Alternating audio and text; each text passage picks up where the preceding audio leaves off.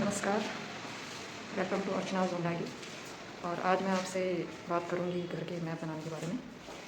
तो घर का मैप बनाने से पहले किन किन बातों का ध्यान रखना चाहिए, क्या क्या बहुत ज़रूरी बातें हैं जो हमें जाननी चाहिए। तो मैंने जो अपने घर का मैप बनाया था तो सारा मैप जो है वास्तु के अकॉर्डिंग बना हुआ है। और वास्तु के अकॉर्डिंग मैप बनाने से घर में जो है सुख शांति और पॉजिटिव एनर्जी बनी रहती है। तो इसीलिए मैंने प्रिफेयर करा था कि मेरे जो घर का मैप होगा वास्तु के अकॉर्डिंग ही हो।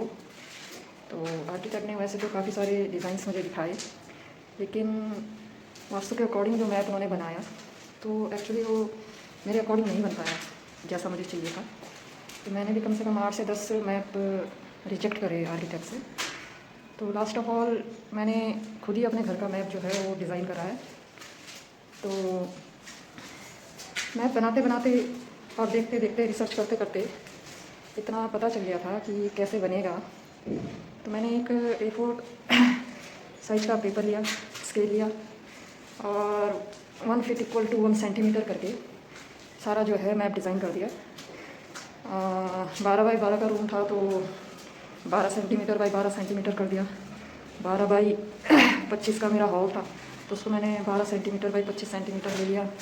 ऐसे ही जो फिट था उसको सेंटीमीटर में कन्वर्ट करा और अपना पूरा मैप तैयार कर दिया।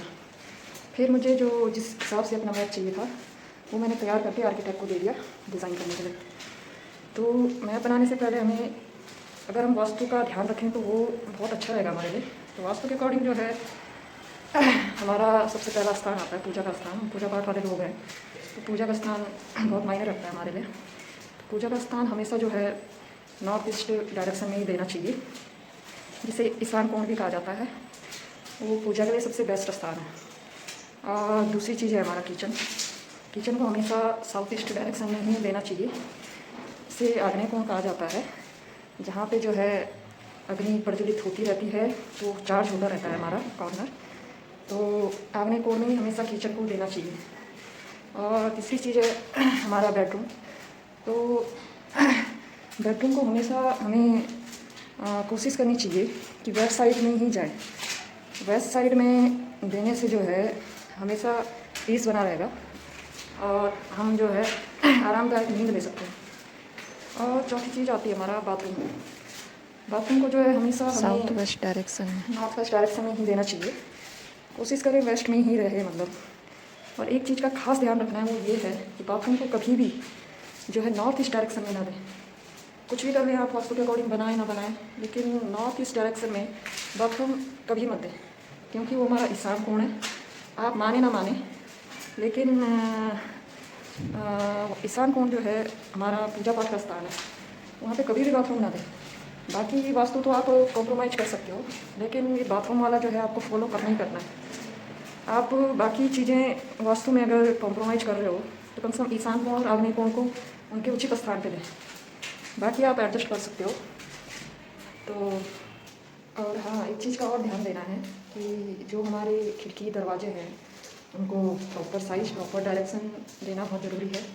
और जितनी आप हो सके थोड़ा बड़ी खिड़की दें, ताकि कमरे में जो है भरपूर रोशनी रहे, लाइट का कोई इशू ना रहे। जितना ज़्यादा रोशनी आएगी घर के अंदर, चाहे वो सनलाइट के थ्रू आ रही हो, तो काफ़ी अच्छा रहता है और पॉजिटिवनेस भी उसमें रहती है। तो इस चीज़ का ज़रूर ध्यान दें। और जितनी भी छोटी छोटी चीज़ें हैं जैसे बिजली का, पानी का, ये सब पॉइंट कौन सा कहाँ पे देना है, क्या करना है, कहाँ से जो है पानी की लाइन जानी है, इन सब चीज़ों का ध्यान दें और अपने आर्किटेक्ट से इस बारे में ज़रूर बात करें। तो आज के लिए इतना ही। और अगली वीडियो में मैं आपको जानकारी दूँगी कि घर बनाने से पहले अगर आप ठेकेदार को काम दे रहे हो कराने के लिए, तो जो हमारा एग्रीमेंट बनता है उस एग्रीमेंट में किन किन बातों का ध्यान रखना चाहिए और कौन कौन सी बातें हैं जो हमें ज़रूर मेंशन करनी चाहिए। अगर बाद में कुछ भी दिक्कत होती है तो एक एग्रीमेंट हमारे पास ऐसा हथियार होता है जिससे जो है हम लड़ सकते हैं। और उसमें बहुत से पॉइंट हैं जो इंक्लूड करना बहुत ज़रूरी है। बहुत से पॉइंट हैं दिमाग से निकल जाते हैं, लेकिन बाद में लगता है कि ये बहुत ज़रूरी था इंक्लूड करना। तो नेक्स्ट वीडियो को ज़रूर देखें इसी चैनल पर। सो धन्यवाद।